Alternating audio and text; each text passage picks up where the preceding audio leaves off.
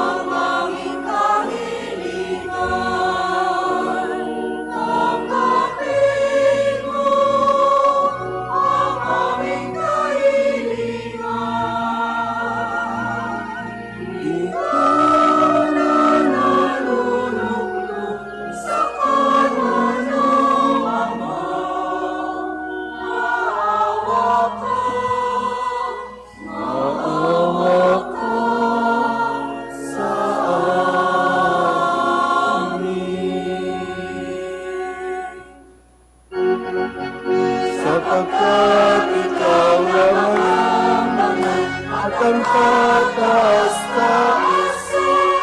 Ikaw lamang, O Jesucristo, ang Panginoon, kasama ng Espiritu Santo sa kadakilaan ng Diyos Ama.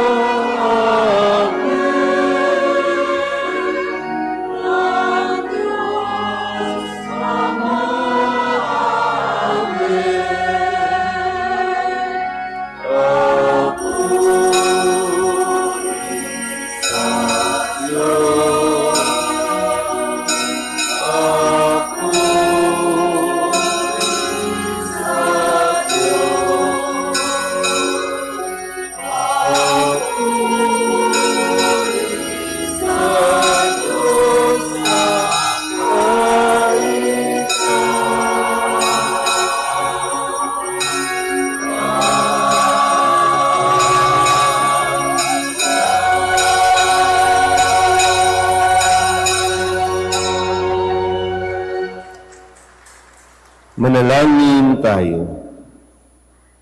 Ama naming makapangyarihan, gawin mong sa masasayang araw na ito ng aming pagdiriwang sa pagkabuhay ni Kristo, kami makaganap ng pagdiriwang na wagas upang ang aming ginugunita ay lagi naming matupad sa gawa sa pamamagitan ni Jesucristo kasama ng Espiritu Santo magpasawalang hanggan. Amen. Ang pagtanggap ng mga Samaritano sa pananampalataya at sa mga biyayang dulot ng Espiritu Santo ay patotoo lamang na ang kaligtasan ay iniaalok kanino man, anuman ang kanyang lahi o paniniwala sa buhay. Pagbasa mula sa mga gawa ng mga apostol. Noong mga araw na iyon, nagpunta si Felipe sa isang lungsod ng Samaria at ipinangaral doon ang Mesiyas. Nang mabalitaan ng mga tao at makita ang mga kababalaghang ginagawa niya, pinakinggan nilang mabuti ang sinasabi niya. Sapagkat ang masasamang espiritu ay umaalis sa mga taong inaalihan nito at sumisigaw habang lumalabas. Maraming lumpo at mga pilay ang napagaling. Kaya't nagkaroon ng malaking kagalakan sa lungsod na iyon. Nang mabalitaan ng mga apostol na nasa Jerusalem na tinanggap ng mga Samaritano ang salita ng Diyos, sinugo nila roon sina Pedro at Juan. Pagdating doon, ipinalangin nila ang mga Samaritano upang sila'y tumanggap din ng Espiritu Santo sapagkat hindi pa ito bumababa sa kanino man sa kanila. Sila'y nabinyagan lamang sa pangalan ng Panginoong Hesus. At ipinatong nina Pedro at Juan ang kanilang kamay sa kanila at tumanggap sila ng Espiritu Santo. Ang salita ng Diyos. Salamat sa Diyos.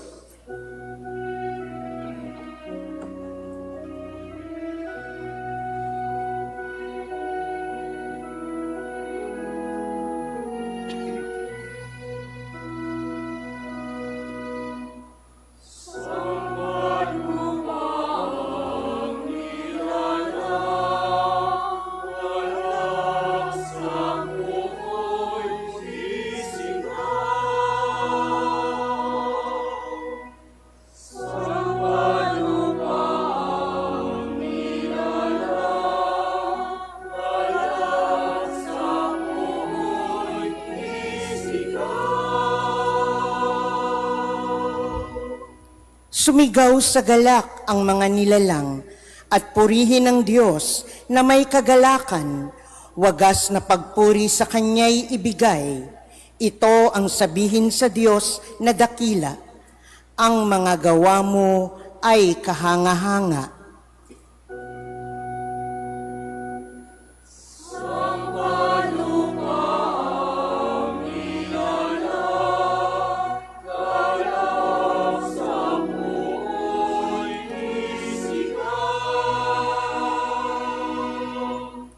Ang lahat sa lupa, ika'y sinasamba.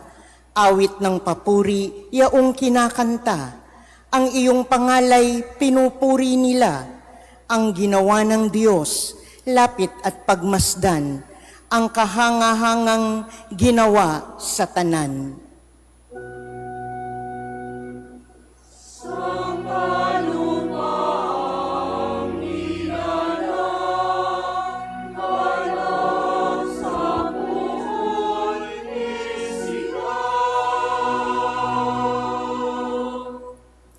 Naging tuyong lupa kahit yaong tubig, at ang nuno natin ay doon tumawid.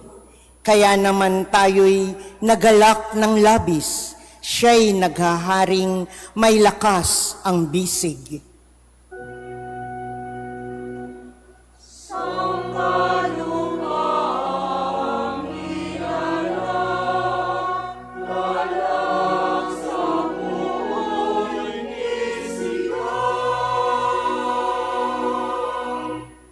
Lapit at makinig ang nagpaparangal sa Diyos at sa inyo'y aking isasaysay ang kanyang ginawang mga kabutihan.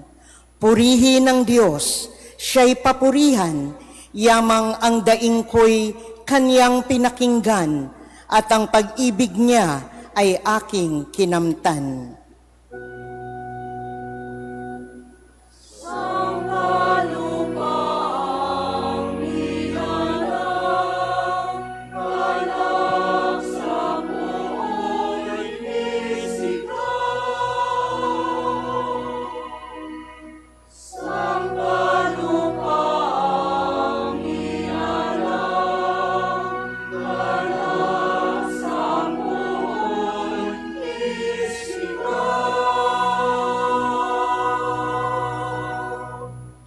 Pinatatatag ni Pedro ang kalooban ng mga Kristiyanong hindi maunawaan at tinutuligsa ng iba dahil sa kanilang paniniwala. Pagbasa mula sa unang sulat ni Apostol San Pablo. Mga pinakamamahal, idambana ninyo sa inyong puso si Kristong Panginoon. Humanda kayong lagi na magpaliwanag sa sino mang magtatanong sa inyo tungkol sa inyong pag-asa. Ngunit maging mahinahon at mapitagan kayo sa inyong pagpapaliwanag. Panatilihin ninyong malinis ang inyong budhi upang mapahiya ang mga umaalipusta at tumutuya sa inyong magandang asal bilang mga lingkod ni Kristo. Higit na mainam ang kayo magdusa dahil sa paggawa ng mabuti, sakali mang loobin ito ng Diyos, kaysa magdusa kayo dahil sa paggawa ng masama. Sapagkat si Kristo ay namatay para sa inyo, namatay siya dahil sa kasalanan ng lahat, ang walang kasalanan para sa mga makasalanan, upang iharap kayo sa Diyos. Siya'y namatay ayon sa laman, at muling binuhay ayon sa Espiritu. Ang salita ng Diyos. Salamat sa Diyos. Magsitayo na po ang lahat.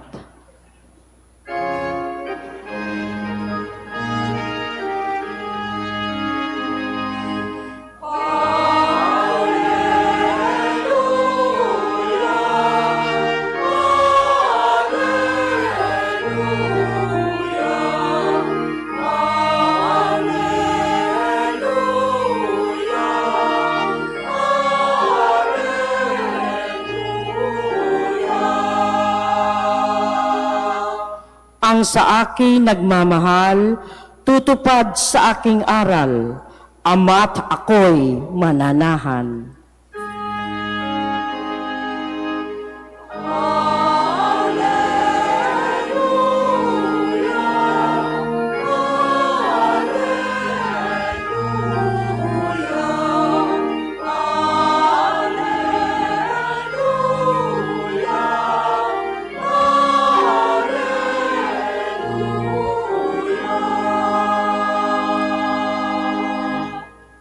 Sumainyo ang Panginoon. At sumaiyo rin. Ang mabuting balita ng Panginoon ayon kay San Juan. Papuri sa iyo, Panginoon. Noong panahong iyon, sinabi ni Jesus sa kanyang mga alagad, "Kung iniibig ninyo ako, tutuparin ninyo ang aking mga utos. Dadalangin ako sa Ama, at kayo'y bibigyan niya ng isa pang patnubay na magiging kasama ninyo magpakailanman. Ito'y ang espiritu ng katotohanan na hindi matanggap ng sanlibutan, sapagkat hindi siya nakikita ni nakikilala ng sanlibutan. Ngunit nakikilala ninyo siya, sapagkat siya'y sumasa inyo at nananahan sa inyo. Hindi ko kayo iiwang nangungulila. Babalik ako sa inyo. Kaunting panahon na lamang, at hindi na ako makikita ng sanlibutan. Ngunit ako'y makikita ninyo, sapagkat mabubuhay ako at mabubuhay rin kayo. Malalaman ninyo sa araw na yaon na ako'y sumasa Ama, kayo'y sumasa akin, at ako'y sumasa inyo. Ang tumatanggap sa mga utos ko at tumutupad nito, ang siyang umiibig sa akin. Ang umiibig sa akin ay ibigin ng aking Ama. Ibigin ko rin siya at ako'y lubusang magpapakilala sa Kanya." Ang mabuting balita ng Panginoon. Pinupuri ka namin, Panginoong Heso Kristo. Isang magandang umaga po sa inyong lahat. Tayo po ay nasa ika-6 na linggo ng Pasko ng muling pagkabuhay at sinashoutout natin ang lahat ng mga magulang, mga nanay, mama, ano pa ba tawag ninyo? Inay, ano pa ba? Mami, o kung ano pa mang tawag sa lahat ng mga silang sa atin sa mundong ito. At dalangin natin at ipanalangin natin ang patuloy na kalakasan ng pangangatawan nang sa ganon ay patuloy din nilang magampanan ang misyon bilang maging isang ina. Muli palapakan natin ang mga nanay. Sa linggong ito, ang mga ipinahayag sa atin, lalo tigit sa ating mabuting balita, ay isang mensahe ng paghahabilin, isang mensahe na iniiwan Jesus sa kanyang mga alagad bago siya tuluyang umalis sa mundong ito. So ngayong linggo, may isa pang linggo, ipagdiriwang natin ang pag-akyat niya sa langit. Kung kaya't sa mga huling araw, sa mga huling sandali na makakasama siya ng mga alagad, ay binubusog niya na ng mga pangaral, mga habilin na mga dapat gawin ng mga alagad para nang sa ganon ay magpatuloy ang misyon at sila po ay hindi panghinaan ng loob. Pakisabi nga sa katabi, mamaalam ka na. Kung sakali lang po, no? Kung sakali lang na mayroon pa tayong isang linggo, ano ba ang dapat mong gawin? Kasi ito yung halimbawa na ipinapakita ni Kristo. Di ba habang siya ay naririto pa bago pa yung kaganapan ng kanyang pagpapakasakit, pagkamatay at muling pagkabuhay, tinuruan niya na ang kanyang mga alagad. Lahat ng mga dapat na ituro sa mga alagad, ibinigay na niya. Lalo tigit ang pagkilala sa Diyos Ama at yung pagkilala rin sa Kanya bilang anak ng Diyos. Hindi lang sa salita, kundi sa gawa. Tinuruan niya ang mga alagad, pinakita niya muna paano magpagaling ng mga may sakit, paano magpalayas ng mga demonyo, at paano magturo sa mga tao. Ipinakita niya yan. At Sinubukan din niya ang mga alagad na nang sila ay pahayuin, humayo kayo, sinusugo sila ng dalawa-dalawa, magtungo kayo sa iba't ibang bayan at sa pangalan, sa aking pangalan, kayo ay makakagawa ng marami pang mga kababalaghan.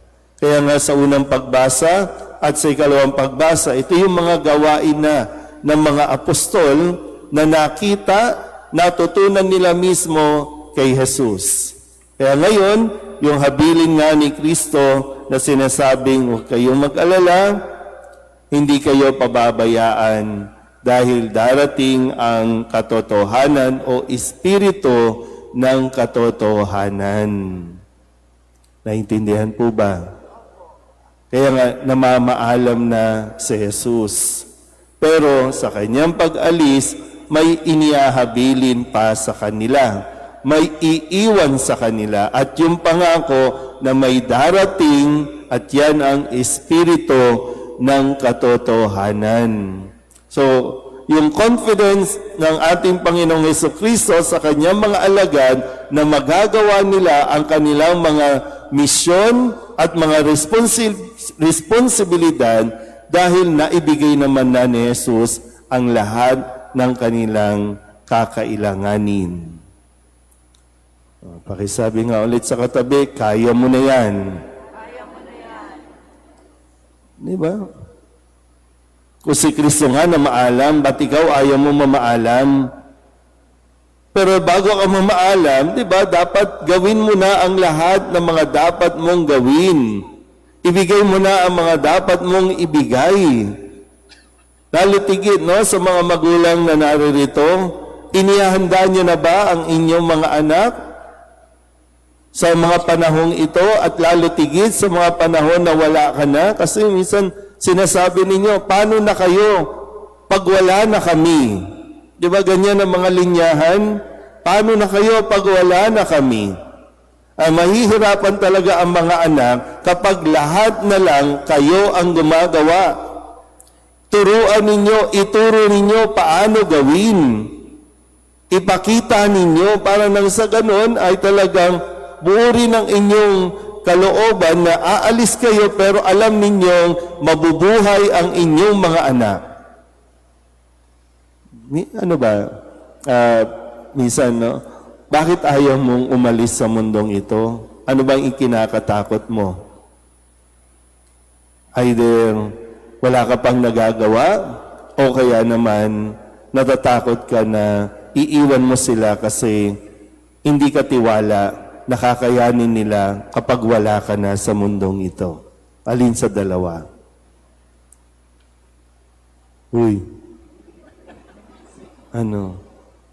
Diba? Kaya nga yung role, diba? The moment na may lumabas, diba? Na magkaanak kayo, ang isip nyo doon na. Mula pagkabata, pagiging sanggol, hanggang sa panahon na siya ay sasapit sa tamang gulang, inihahanda na sila. Minsan yung naoobserbahan natin, yung mga henerasyon ngayon, parang may hina. Pag inisip mo naman, kasalanan ba nilang maging mahina? Sino bang mga naghanda sa kanila? May naghanda ba sa kanila? Inihanda ba sila o napabayaan lang? Marami nga, di ba, mga mag-aasawa na. Hindi inihanda ng mga magulang. Mag-aasawa na lang, hindi pa marunong magluto. Kasi yung iniisip ninyo, nung bata pa sila, ayaw ko silang mahirapan. O sa kakaisip mo na wag silang mahirapan, pag alis mo sa mundong ito, mahirap ang kanilang dadanasin kasi hindi mo sila inihanda. Diba? Kala natin minsan kapag yung mga bata inuutusan na maghugas, magluto, bata pa lang, maglinis ng bahay, kala mo, ang isipin mo, napakawalang yan naman ang mga magulang na ito, pinapahirapan ng mga bata. Minsan meron kayo makikita dyan sa patio, di ba? May mga bata na murang edad pa lang, nagtitinda na para mabuhay sila. Kumpara sa mga bata na wala nang ginawa kundi mag-computer, hawak ang cellphone kasi binibigay ng mga magulang. Sino ang makakasurvive sa dalawa? Yung banat ang buto. Kaya minsan, tingnan nyo rin, no, yung mga sinasabi nating ayoko silang mahirapan. Pues, kung ayaw nyo silang mahirapan, tinuturuan nyo ba sila para kung mayroon mang paghihirap na maranasan, makakayanan nila. So, aasa na lang sila sa ayuda ninyo. Di ba? Minsan kasalanan din naman natin. Yung kahit na may asawa na, nakadepende pa sa inyo, sa mga senior citizen, lahat nag-aabang sa pensyon. Okay lang darating ang pensyon ni nanay, ni tatay. Diba? Yun na lang at yun. Kasi nga, hindi mo tinuruan paano magsumikap. Yan, ang daming arte sa buhay. Puro kaartihan ang alam. Pero dumiskarte at magtrabaho, mahina ang loob. Malakas ang loob para sagot-sagutin kayo. No? Malakas ang loob sumagot, pero mahina ang loob paano sila mabuhay na sila lang. Sabihin nyo nga ulit sa katabi ninyo, mamaalam ka na, ha? Di ba? Yun naman yan eh. Maganda mapagnilayan natin itong mga bagay na ito, ha? Hindi tayo panghabang buhay. Pwedeng 1 taon na lang, 5 taon pa, 10 taon pa. Pero wag mong sayangin yung mga panahon na nandyan ka kasi isang araw, tatawagin ka na ng Diyos. Kung paanong si Kristo, tinawag na ng Diyos, aakyat ka na. Gusto na kitang makasama ulit. Aakyat na si Jesus. Diba? So, pagnilayan ng mabuti ha, lalo na mamaya sa mga magsiselebrate, sa mga magsiselebrate yan, kasama ninyo mga nanay ninyo, mga magulang ninyo. So, wag lang yung puro salita, kundi ipakita sa gawa, ipakita sa pagkilos ang sinasabi ninyong minamahal namin kayo. Amen? Magsitayo ang lahat, ipahayag natin ang ating pananampalataya. Sumasampalataya ako Sa Diyos amang makapangyarihan sa lahat, na may gawa ng langit at lupa. Sumasampalataya ako kay Kristo, iisang anak ng Diyos, Panginoon nating lahat.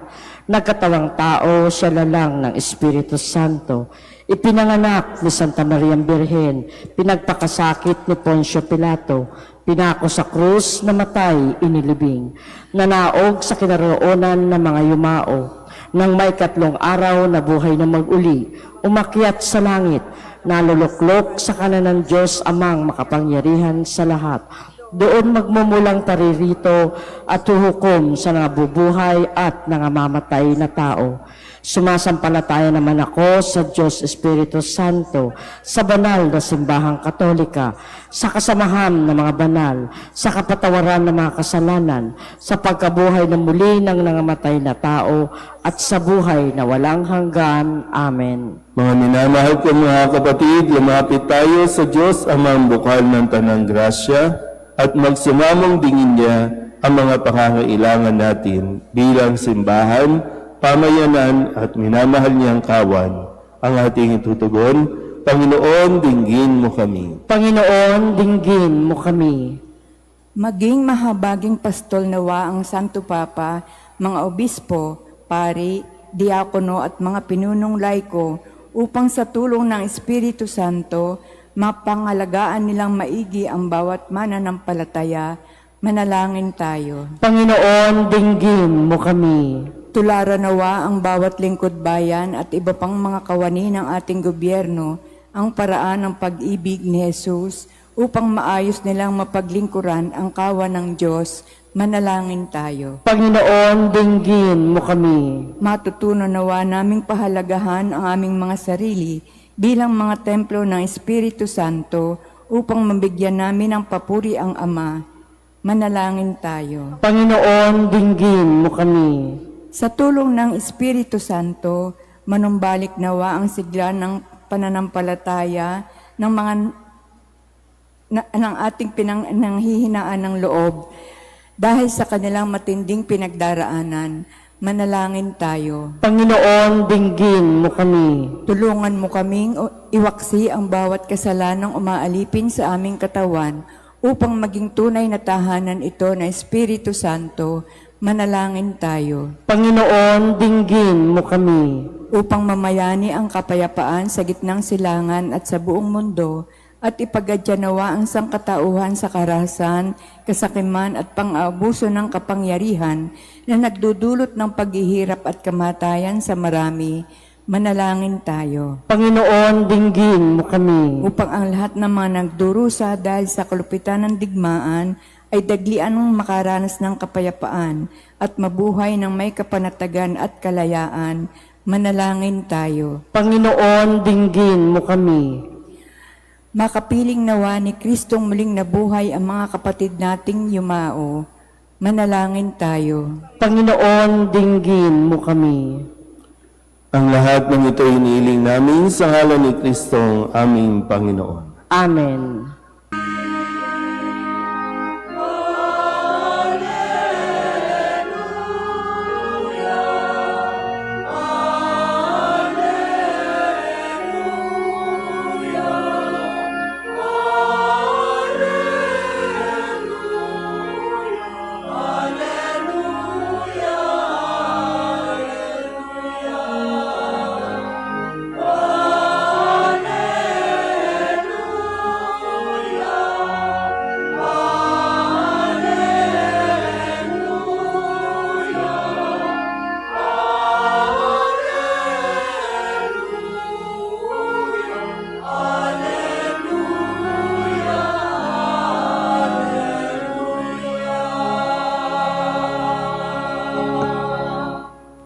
Manalangin kayo mga kapatid upang paghahain natin ang kalugdan ng Diyos amang makapangyarihan. Tanggapin nawa ng Panginoon itong pagkahain sa iyong mga kamay, sa kapurihan niya at karangalan sa ating kapakinabangan at sa buong sambayanan niyang banal. Ama naming lumikha, paakyatin mo sa iyong piling sa kalangitan ang aming mga panalangin, kalakip ng haing mga alay, upang ang mga pinagindapat mong gawing dalisay ay maging marapat na makasalo sa piging ng iyong pagmamahal sa pamamagitan ni Jesucristo kasama ng Espiritu Santo magpasawalang hanggan. Amen. Sumainyo ang Panginoon. At sumaiyo rin. Itaas sa Diyos ang inyong puso at diwa. Itinaas na namin sa Panginoon. Pasalamatan natin ang Panginoong ating Diyos. Marapat na siya ay pasalamatan.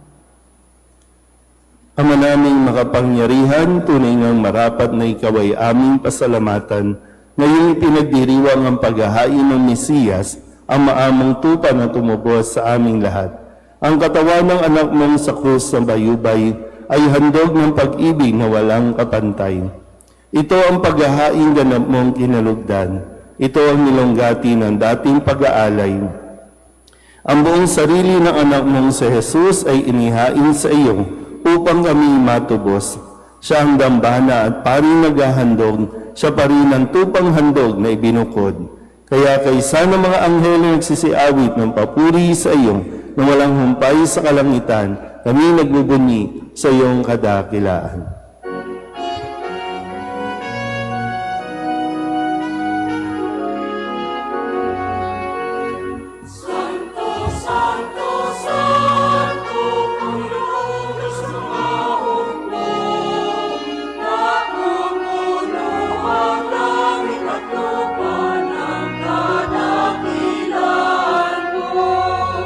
Hosanna, Hosanna, Hosanna.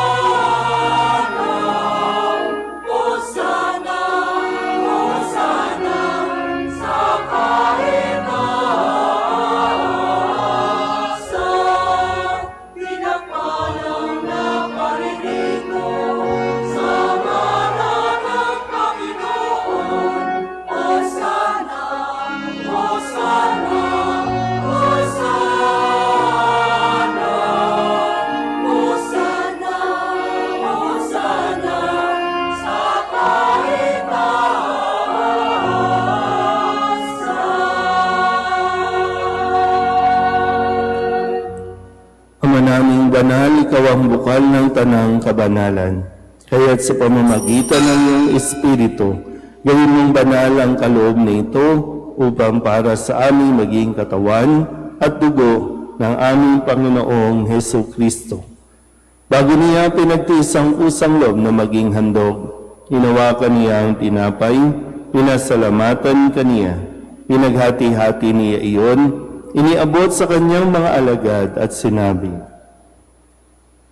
"Tanggapin ninyong lahat ito at kanin, ito ang aking katawan na ihahandog para sa inyo."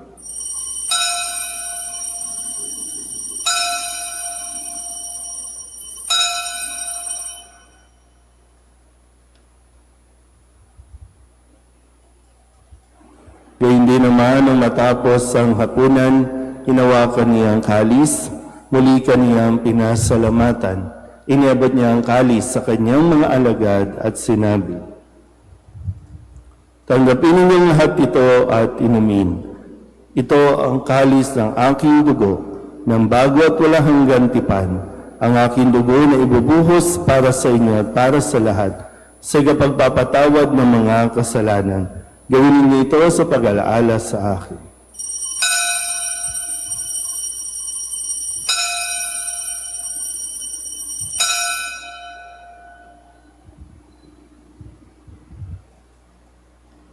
Ipagbunyi natin ang misteryo ng pananampalataya.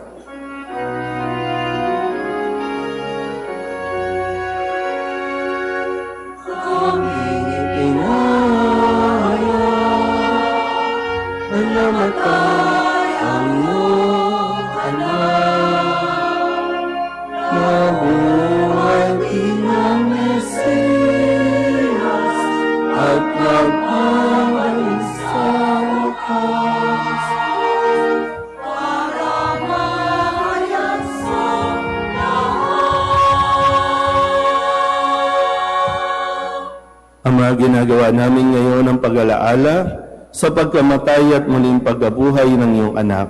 Kaya tiniaalay namin sa iyo ang tinapay na nagbibigay buhay at ang kalis na nagkakaloob ng kaligtasan.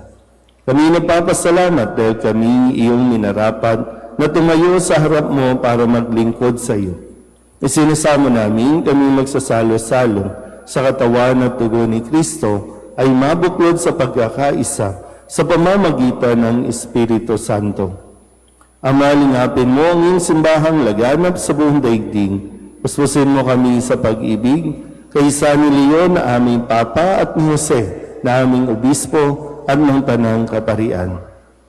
Alalahanin mo rin ang mga kapatid namin na himlay na may pag-asang sila'y muling mabubuhay, din ang lahat ng mga pumanaw. Kawaan mo sila at patuloyin sa iyong kaliwanagan. Kawaan mo at paginapating kaming lahat na makasalo sa iyong buhay na walang wakas.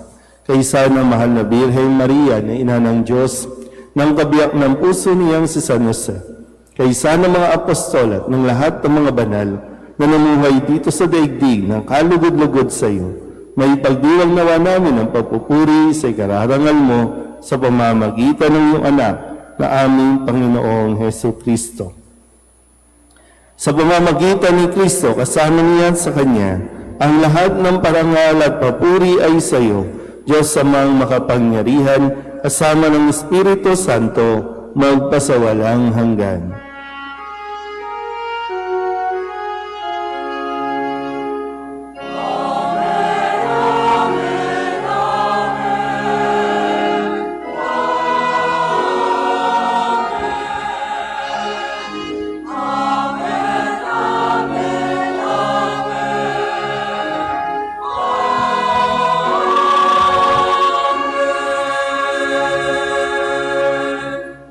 Sa tagbili ng mga nakagagaling na utos at turo ni Jesus sa Panginoon natin na Diyos, ipahayag natin ang lakas loob.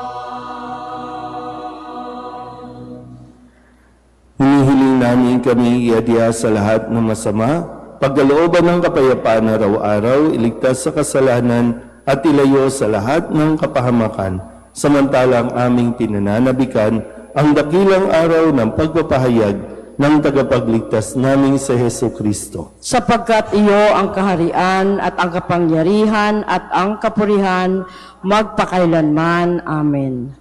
Panginoong Hesu Kristo, sinabi mo sa iyong mga apostol, kapayapaan ang iniiwan ko sa inyo, ang aking kapayapaan ang binibigay ko sa inyo. Tunghayan mo ang aming pananampalataya at huwag ang aming mga pagkakasala. Pagkalooban mo kami na kapayapaan at pagkakaisa ayon sa iyong kalooban, kasama ng Espiritu Santo, magpasawalang hanggan. Amen. Ang kapayapaan ng Panginoon ay laging sumainyo. At sumaiyo rin. Mabigayan tayo ng kapayapaan sa isa't isa.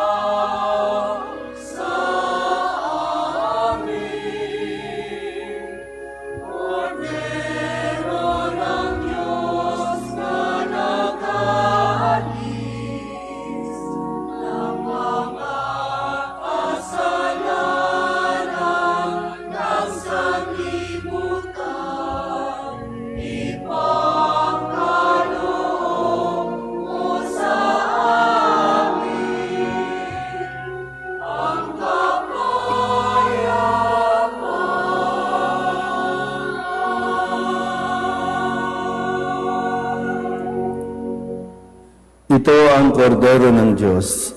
Ito nag-aalis ng kasalanan ng sanlibutan. Mapalad ang mga inaanyayahan sa kanyang piging. Panginoon, hindi ako karapat-dapat na magpatuloy sa iyo, ngunit sa isang salita mo lamang ay gagaling na ako.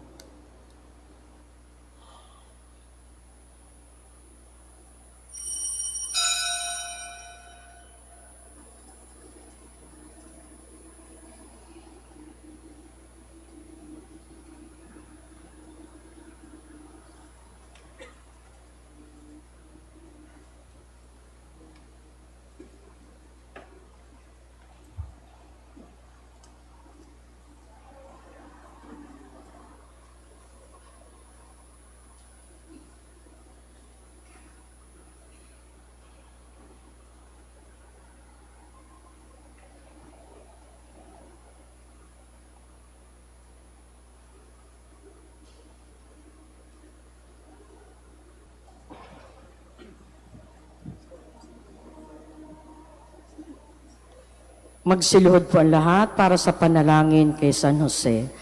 Abang tagapangalaga ng tagapagligtas, kabiyak na puso na mahal na Birheng Maria, sa iyo pinagkatiwala ng Diyos ang kaisa-isa niyang anak.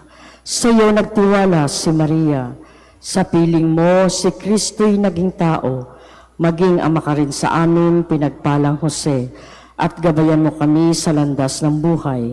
Ihingi mo kami ng biyaya, awa at tapang, at ipagtanggol kami sa lahat ng masama. Amen.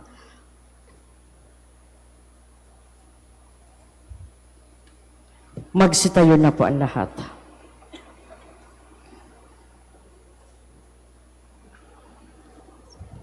Manalangin tayo. Ama naming mapagmahal, kaming pinapagsalo mo sa pagkabuhay ng iyong anak, ay papakinabangin mong lagi sa kanyang lakas, bilang bungang masagana ng dulot mong pagliligtas, sa pamamagitan niya kasama ng Espiritu Santo, magpasawalang hanggan. Amen. Panalangin para sa araw ng mga ina. Panalangin ng pagbabasbas para sa mga araw para sa mga ina. Diyos na pinagmumula ng buhay, Diyos ng mga babaeng banal, tulad ni Sarah, Ruth at Rebecca, Diyos na Elizabeth na ina ni Juan Bautista, Diyos ng mahal na Birheng Maria na ina ng iyong anak na si Hesus Kristo. Dinggin po ninyo ang aming panalangin at pagkalooban ng pagbabasbas ang lahat ng mga ina at lolang natitipon sa lugar na ito. Basbasan mo po sila ng lakas na nagmumula sa iyong banal na spirito, sapagkat sa pamamagitan nila, natutunan ng mga anak at apo kung paanong tumayo at lumakad, kung paanong magsalita at maglaro, at kung paanong makalapit sa iyong banal na harapan sa pamamagitan ng tapat na pananalangin. Pagkalooban mo po sila ng biyayang makisa sa iyong banal na hapag at matanggap ang pagkain nagbibigay buhay, sapagkat sila ang mga nagtaguyod at nagpakain sa amin, at sila din ang nagturo sa amin kung paanong itaguyod ang aming mga sarili at ang aming mga pamilya.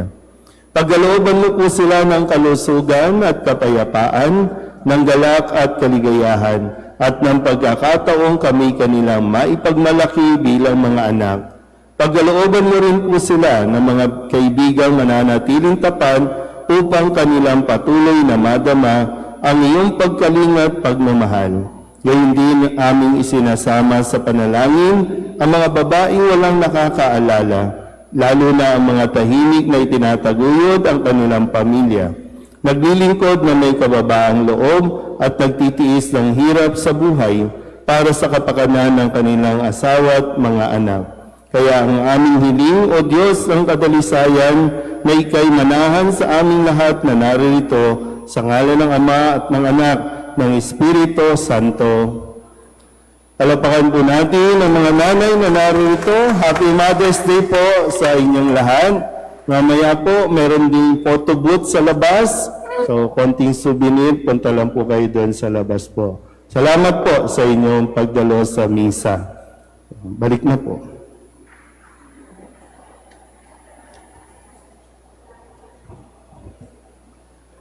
Naubos ba? Ay, Okay. ngayon naman po, Hindi na po. Okay na po. Ha? So mali, araw-araw po inaanyayahan kayo na mag-alay ng bulaklak sa mahal na Birhen ngayong buwan na ito ng Flores de Mayo. Kanina nakita po ninyo yung solar panel natin. Safe naman po yan kumpara sa sinasabi ng Meralco. Bagamat ang Meralco ay gusto na namang kumita, gustong humingi muna tayo ng permit para mas ligtas. Pero sana naman ayusin muna nila yung mga kable nila na hindi ligtas at yung mga kuryente na nananakaw dahil sa kanila ring kapabayaan na tayo rin naman ang nagbabayad kapag sila ay nananakawan. Pero pag tayo ang nananakawan, hindi naman nila inaasikaso. Sa karanasan ko po dito sa simbahan natin, 3 beses nang nanakaw ang kontador o anong tawag dyan? Metro. Pero wala naman silang aksyon. Kasi tayo pa rin naman ang bibili nung ninakaw. Pero pag hindi natin nabayaran, putol agad.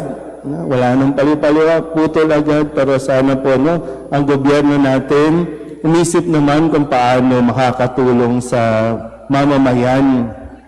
Hindi kung paano kikita at makakaisa sa mamamayan. Kaya sana po kung kaya ninyo, mag-invest din kayo sa solar panel. Mas ligtas po yan kaysa sa mga kabling ikinakabit ng mga Meralco na pinagmumula ng sunog, yung chapel sa Hermosa, yung pinagdadausan ng misa, ninakaw din yung kable.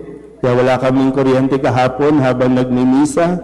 Pero wala naman tayong magagawa kasi ganun talaga yung sistema natin. Pero kailangan natin kumilos para tayo po ay makasurvive sa pang-araw-araw natin, no, na mga pangangailangan. Kaya ito po, solar energy po yung ating ginagamit. Magamang may kuryente pa rin na nagmumula sa Meralco. Pero para mabawasan po yung malaking gastusin natin sa kuryente. Kaya salamat po sa lahat po ng mga sumuporta, tumutulong pa, no, dahil siyempre hindi pa tapos bayaran. No? Pero mga karaos din po tayo dyan. Okay? Salamat po sa inyong lahat. Magsitayo na po.